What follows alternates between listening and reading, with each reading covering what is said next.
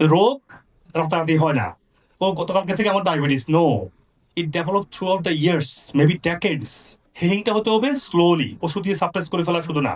Second message হচ্ছে আপনাদের জন্য, আপনারা যখন অ্যালোপ্যাথিক মেডিসিন নেবেন নেবেন, কিন্তু পাশাপাশি আপনার আন্ডারলাইন ইস্যুগুলোকে হিলিং করার জন্য ন্যাচারালি এগুলোকে হিলিং করতে হবে, কারণ বডি ইজ ন্যাচারাল। নাম্বার 3 হচ্ছে, রোগ হলে রোগের মূল কারণ থেকে যখন সুস্থ হবেন আপনার লক্ষণগুলো চলে যাবে। আর যদি শুধু লক্ষণ যায়, মূল কারণ ঠিক না করেন, আরো রোগ তৈরি হবে, লক্ষণটা আবার ফিরে আসবে।